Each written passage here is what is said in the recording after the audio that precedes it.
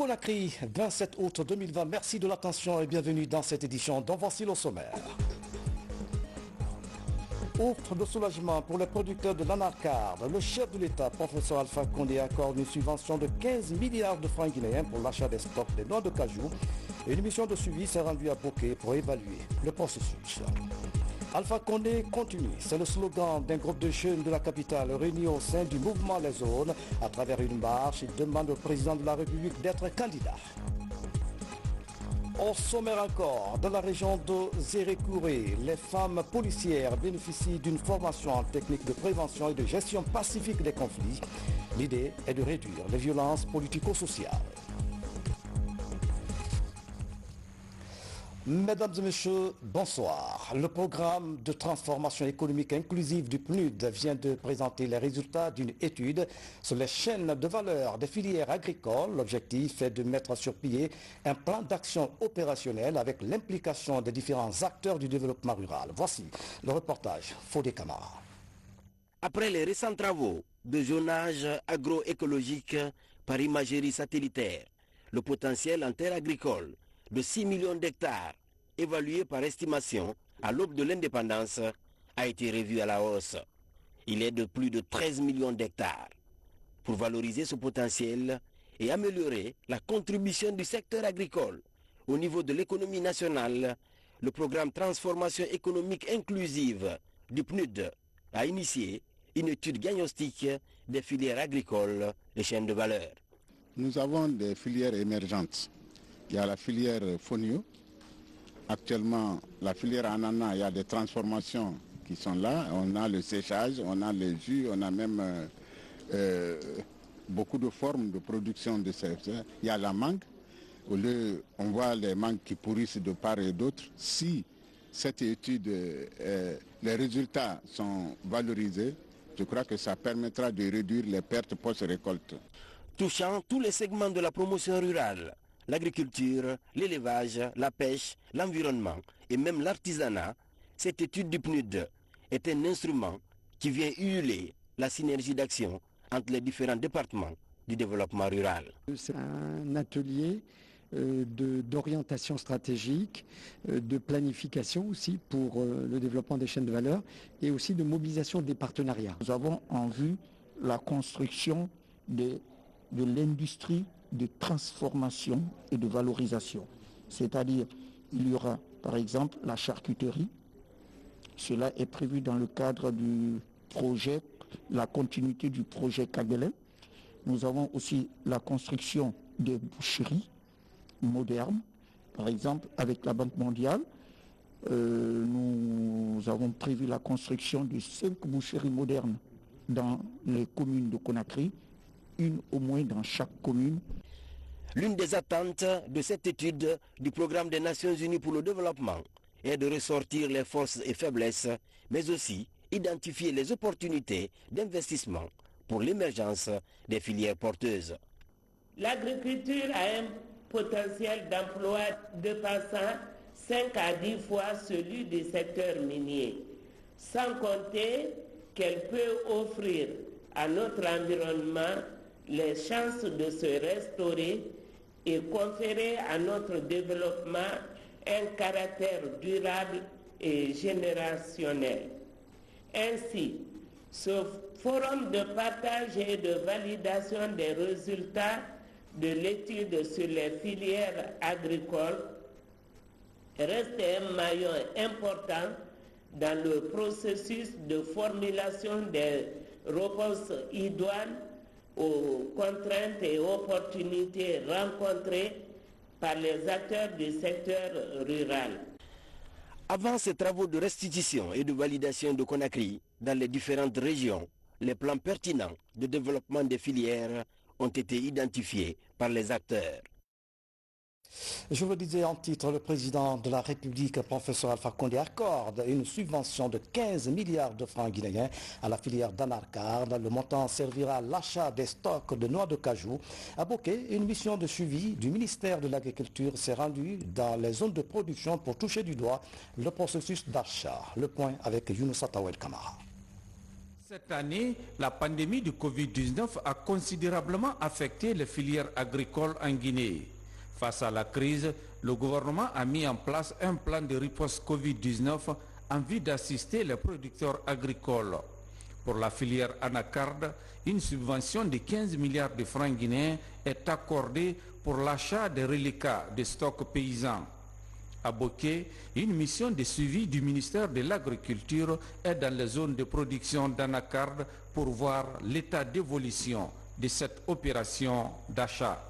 Nous sommes là pour faire le suivi et d'achat des reliquats de stocks de noix de cajou dans les mains des producteurs dans le cadre du plan de riposte. Le gouvernement a mis en place un dispositif pour aider les producteurs à vendre leur production à un prix rémunérateur, ce qui est une réalité aujourd'hui dans la région de Boké, comme vous avez pu le constater. L'accompagnement du gouvernement, c'est de permettre à ces producteurs d'avoir un prix rémunérateur.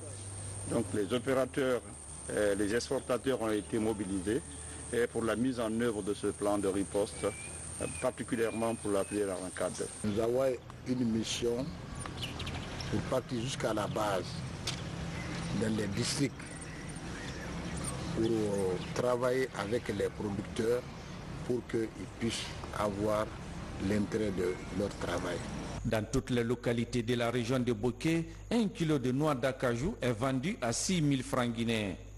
Les responsables de la Chambre régionale d'agriculture et les planteurs se réjouissent de cette initiative présidentielle pour soulager les paysans qui avaient commencé à vendre leurs produits à vil prix. C'est une satisfaction que ce soit la mission du ministère de l'Agriculture aujourd'hui pour venir rencontrer les producteurs et surtout racheter le reste des produits que détiennent les producteurs. Vous avez vu les récoltes qu'on a eu à trouver ici. Ils ont des stocks qui étaient invendus. Alors franchement, l'action que mène le chef de l'État, le professeur Alpha Condé, nous le disons, a porté fruit. Franchement, les paysans sont très satisfaits de ce geste. On était inquiets cette année car les acheteurs habituels ne venaient pas. On avait commencé à vendre moins cher nos produits. Donc si l'État a décidé de venir racheter nos stocks, nous sommes très contents. Avant de quitter la région, la mission de suivi du ministère de l'Agriculture a échangé avec les responsables de la Chambre régionale du commerce et les planteurs d'anacarde. Des entretiens qui ont permis d'évaluer l'impact que le Covid-19 a eu sur les filières agricoles. Paix, cohésion sociale et promotion de la femme, entre autres questions qui préoccupent la première dame de la République, Yaya Condé invite les femmes guinéennes à œuvrer pour la consolidation du tissu social. Nous vous proposons un extrait de l'entretien de Coloma avec Aboubacar Kamara. Je ne suis pas en pré-campagne, ni en campagne. C'est un moment privilégié pour moi pour sensibiliser la population guinéenne et surtout la population du Grand Conakry. Sensibiliser sur la paix, c'est comme une causerie entre dames. Je rencontre les femmes de différentes corporations, des marieuses, les femmes de marché, des bureaux, afin que nous parlions de notre pays, la Guinée, de comment est-ce que l'échéance à venir, qu'est-ce qui est important pour nous aujourd'hui en Guinée? La paix, évidemment. Madame, pourquoi la question de paix vous préoccupe tant? C'est un thème récurrent pour moi, parce que rien ne se fait sans la paix. Qu'on soit riche ou pauvre, quand il y a la guerre ou quand il y a des conflits ou des mésententes, c'est sûr que personne n'est tranquille, consciencieusement tranquille. Et la Guinée est un pays qui n'a pas connu de guerre civile, Dieu merci, mais il y a des poches de tension, surtout quand c'est l'élection.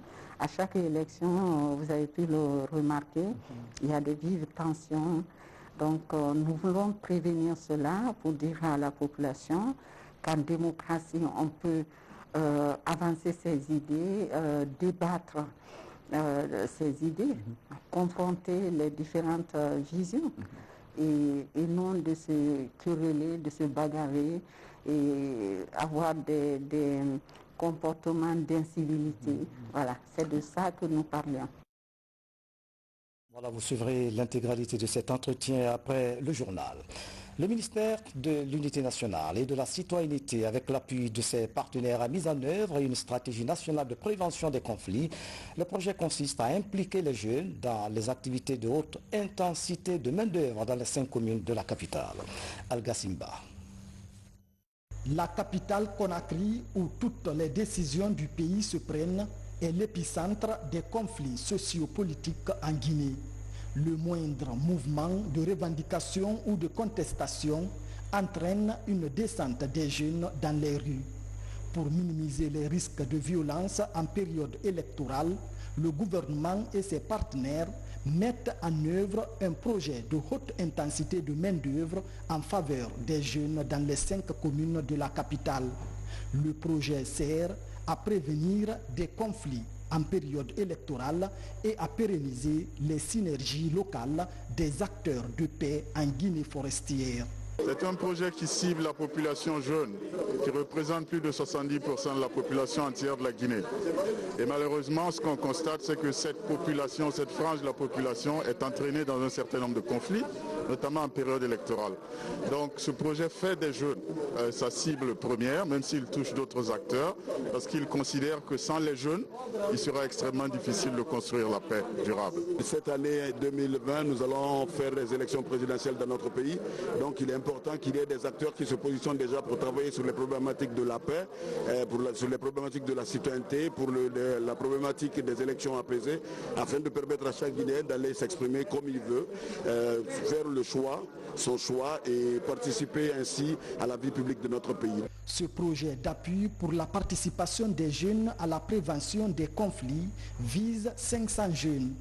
L'objectif est de les rendre autonomes afin qu'ils soient des acteurs de la paix.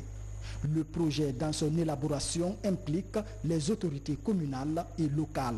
Il y a beaucoup d'ONG qui évoluent de façon disparate dans le cadre de la consolidation de la paix. Ce projet entend fédérer les efforts de ces différentes ONG, de ces différentes structures, pour qu'ensemble nous ayons une architecture nationale qui va être pilotée ou gérée par le ministère de la Citoyenneté et de l'Unité nationale. Avant l'exécution de ce projet, ces jeunes seront formés sur la citoyenneté, le processus électoral, le rôle et la responsabilité des jeunes en période électorale.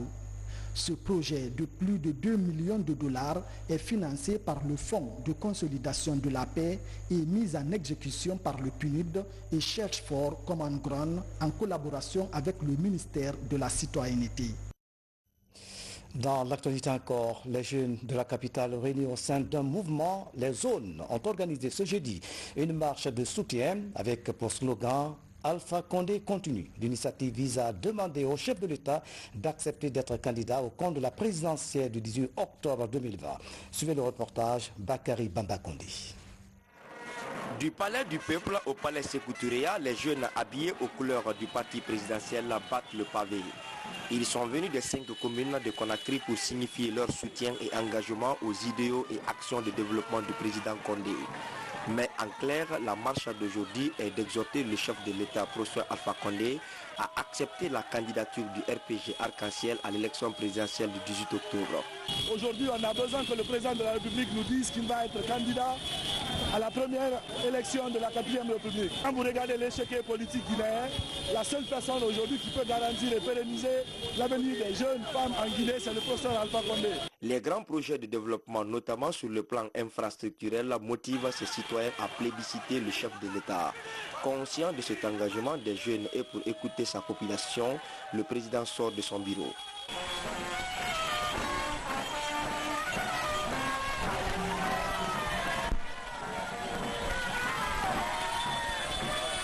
Face au président de la République, lui dire de continuer ce qu'il a commencé, qu'il est notre espoir, notre champion. Pour rappel, la Convention nationale du RPG Arc-en-Ciel et ses partis alliés a choisi le professeur Alpha Condé comme candidat. Il s'agira du premier mandat de la 4e République avec la nouvelle Constitution. Dans la savane, la joie de la jeunesse de la préfecture de Séguiri. Elle vient de bénéficier d'un centre informatique moderne. C'est un don du président de la République et une occasion pour les bénéficiaires de réaffirmer leur soutien indéfectible au professeur Alpha Condé. Reportage Eugène Dounamon, Fodé Mangani Fofana, Aboubakar Yabi. Dans cette localité aurifère de la savane guinéenne, la jeunesse réalise une fois encore l'intérêt d'une prochaine candidature de leur champion à l'élection présidentielle prochaine. C'est à travers l'ouverture de ce centre d'informatique offert par professeur Alpha Condé à la préfecture de Séguiri que cette jeunesse a démontré son soutien inconditionnel au chef de l'État. Depuis plusieurs semaines, notre région, je dirais notre préfecture, reste mouvementée par les réclamations des jeunes liées à la continuation et à l'achèvement des projets initiés et lancés par le président de la République, son Excellence professeur Alpha Condé, dans notre préfecture.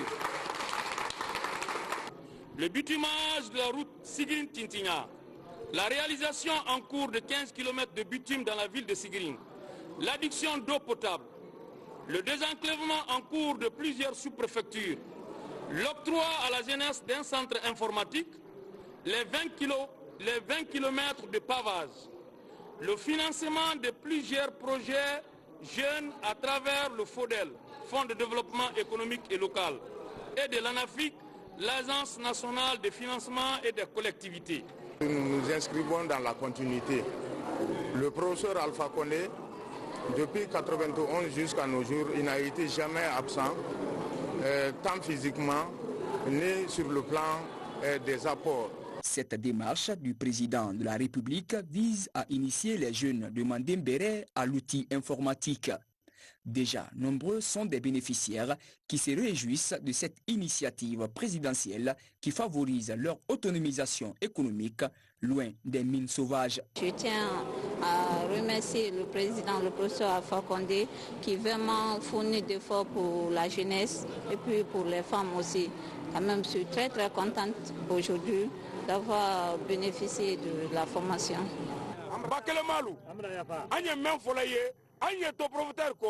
An fana nalen de laginɛ bɛɛ b'a fɔ ko professeur la candidature y'a di ala ye ni sigiri m'a fɔ wala a ma bɔ buru nka an bɛna an kɔ a la k'a la so kɛlu kan k'a la musokɔrɔw kan k'a la cɛkɔrɔw kan k'a la sigiri denmisɛn bɛɛ k'a n'a muso cɛ ni muso alifa an y'i kɔ de an ma mɔ kɛlu an ma muso la an y'i kɔ. Depuis belle lurette, la préfecture de Séguiri occupe une place de choix dans la promotion des idéaux du professeur Alpha Condé.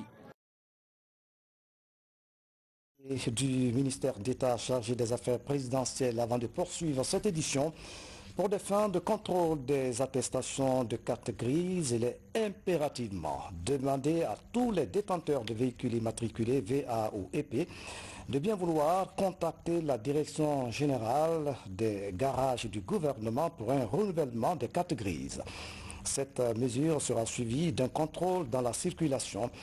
Tous les départements ministériels sont priés de prendre toutes les dispositions nécessaires à cet effet afin de conférer à cette opération une réussite totale, signé le ministre d'État chargé des affaires présidentielles, Dr Mohamed Yani. La participation des femmes et filles leaders dans la prévention, la gestion et la résolution des conflits avant, pendant et après les élections présidentielles, c'est la toile de fond d'une formation organisée par le PNUD à région forestière. Elle a regroupé 60 femmes venues de partis politiques. Mohamed Salioupaï. Les femmes représentent plus de 51% de la population active, mais elles sont malheureusement les moins représentatives dans les instances de décision et leurs avis sont très peu pris en compte en matière politique et sociale, mais aussi et surtout en matière de la paix et de la sécurité. C'est la raison qui amène le PNUD à organiser cette formation modulaire bridge à l'intention de 60 jeunes filles et femmes leaders des partis politiques et de la société civile. Occasion de promouvoir la paix, la cohésion sociale entre tous les acteurs avant, pendant et après les élections présidentielles d'octobre 2020. Il faut faire en sorte que les femmes prennent conscience qu'elles ne soient pas seulement les caisses de résonance des hommes, qu'elles soient aussi partie prenante de tout le processus et qu'elle bénéficie aussi du processus. Parce que la politique est au cœur de tout le processus de développement. Il faut que les femmes, qui sont les plus nombreuses, soient bien éveillées. Ensuite, il faut faire en sorte que le dialogue, les femmes participent au dialogue, les femmes s'impliquent dans la prévention des conflits électoraux. Organiser un atelier de formation pour leur participation à la vie citoyenne ne peut être salué dans la mesure où c'est elle qui éduque des enfants. C'est elle qui sont avec des enfants jour et nuit. C'est elle qui oriente les hommes. Les former va réduire de façon drastique les violences. Ce forum a pour but de promouvoir le leadership de ces femmes et filles pour leur meilleure implication et participation à la vie politique en région forestière. Cette formation est vraiment venue à point nommé, surtout que nous sommes dans le processus électoral. Et ça permettra vraiment aux femmes des différents partis politiques, non seulement d'être bien positionnées sur les listes électorales et d'être vraiment engagées dans dans les prises de décision. Au sortir de cette formation, ces bénéficiaires seront aptes désormais à démultiplier les connaissances acquises dans les QG des différents partis politiques. Ceci afin de relever le défi et les faiblesses relatives à la participation des femmes et des filles leaders à la vie politique en République de Guinée. Restons à Zérékouré. Après la formation des conducteurs des mototaxis, c'est au tour des femmes policières de bénéficier d'une formation en technique de prévention et de gestion des conflits. Cette rencontre s'inscrit dans le cadre du projet d'appui à la réduction de l'instrumentalisation et de violences politico-sociales. Lamine Diallo, lancé Kamisoko. Zérékouré est l'une des villes du pays où le métier de taxi-moto est le plus développé. Avec la non-maîtrise du code de la route, des scènes d'accidents et de violences sont souvent enregistrées entre ces taxis-motards et agents de la police routière.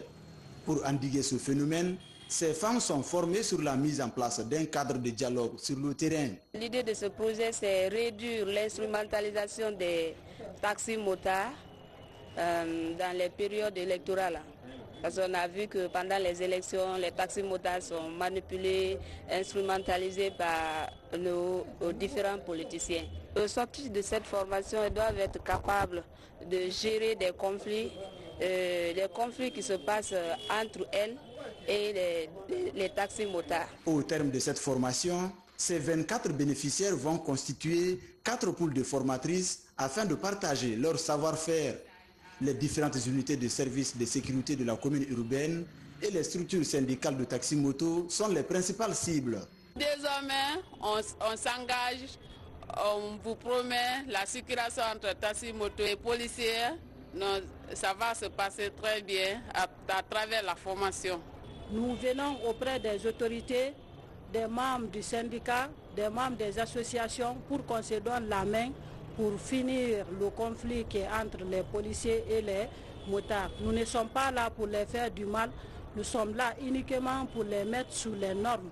Financé par le Fonds de consolidation de la paix des Nations Unies, ce projet est exécuté par le gouvernement guinéen en collaboration avec le PNUD, l'UNFPA et l'OIM dans les 5 communes de Conakry et dans la ville de Zérékouré. L'association guinéenne pour le bien-être familial, AGBF, vient de tenir son assemblée générale à Conakry. La rencontre a permis aux volontaires de passer en revue les acquis et les difficultés enregistrées durant l'année. De nouvelles perspectives sont annoncées. Abraham Christophe Conté, Mohamed Seyarsouma. C'est une instance qui a pour objectif de faire le bilan des acquis, des difficultés rencontrées et des défis à relever pour les prochaines années. C'est mon devoir de venir faire ces orientations pour qu'ensemble on tire les leçons, voir qu'est-ce qui a réussi, pourquoi ça a réussi, et ce qui n'a pas réussi, pourquoi ça n'a pas réussi, quels sont ceux qui pourraient apporter quelque chose pour régler nos problèmes, parce que c'est inhérent à la vie, c'est-à-dire chaque entité humaine a forcément quelque chose qui ne va pas chez lui et il faudra se remettre en cause, si vous voulez, pour aller de l'avant. Il faut savoir que l'AGBF contribue beaucoup, accompagne le ministère de la Santé et en général la population guinéenne, parce qu'il participe à développer ces stratégies pour accompagner vraiment le ministère de la Santé dans l'atteinte des objectifs assignés. Au cours de cette assise des acteurs de la santé et de la reproduction familiale, plusieurs recommandations ont attiré l'attention des participants. On a déjà obtenu un projet qui nous a permis de rénover nos cliniques. Ça, c'est un grand acquis. L'autre acquis, c'est que le ministère nous a appuyé quand même à maintenir les agents qui sont mutés dans nos structures avec leur salaire. Ça, c'est un très bon acquis. Le défi, c'est de faire en sorte que nous puissions adapter nos tests à ceux du bureau régional parce que nous sommes en parfaite, disons, restructuration au niveau mondial. Nous avons déjà une clinique qui offre les services de santé de la reproduction. Tout le paquet déjà même intégré de santé de la reproduction, nous offrons ça dans notre clinique. Toutes ces prestations que je vous ai dit, j'offre ces prestations-là au niveau de la clinique. Et même en dehors de la clinique aussi, j'essaye d'assurer des formations au niveau régional.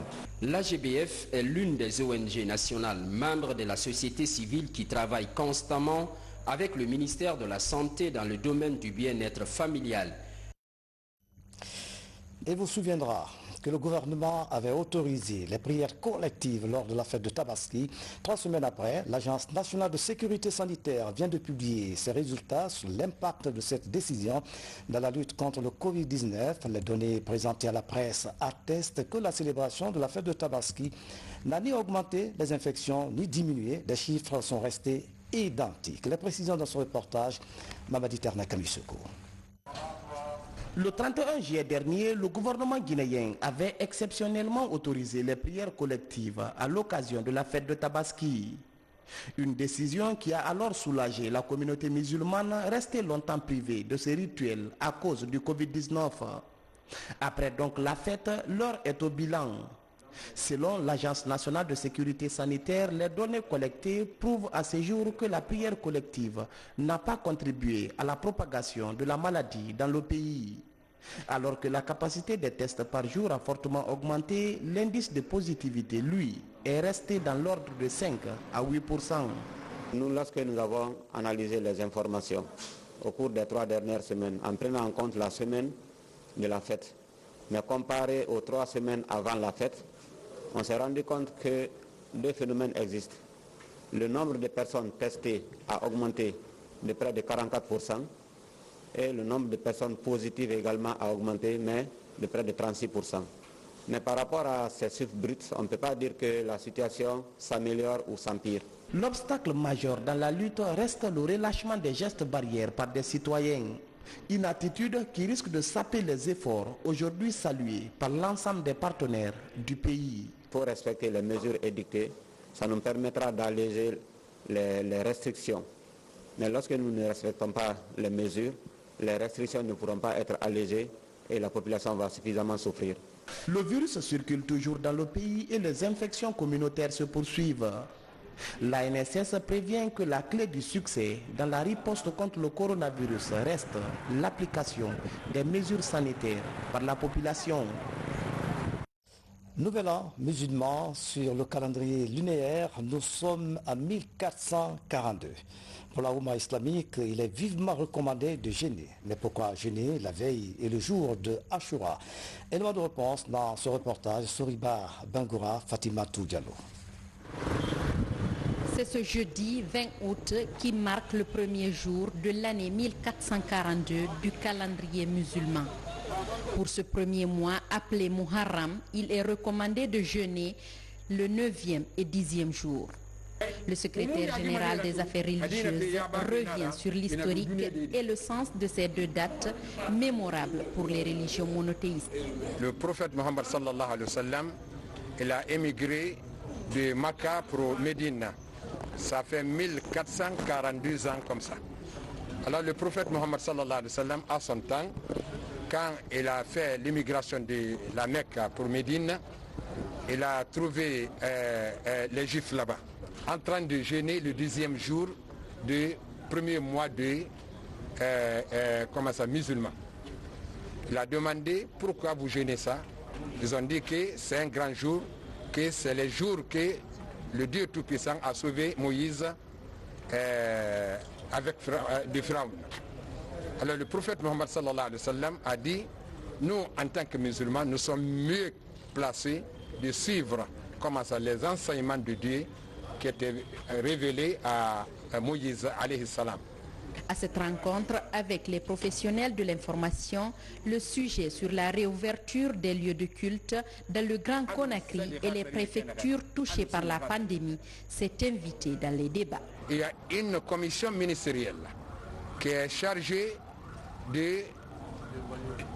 d'évaluer l'évolution de cette pandémie chaque 2 semaines. Alors, nous sommes là, derrière les consignes des chefs, les professionnels de la santé, et en travers de ça, nous allons voir qu'est-ce qu'il faut faire. Les islamologues rapportent qu'il n'y a pas meilleur mois pour jeûner après le Ramadan. Celui qui jeûne ces 2 jours sera expié d'une année de péché. Le calendrier musulman est un calendrier fondé sur le cours de la lune. L'ère musulmane a commencé en 622, autrement appelée Hégire. Merci Fatimatou, c'est la fin de cette édition à tous. Merci de nous avoir suivis. Excellente soirée où que vous soyez dans le monde. À bientôt.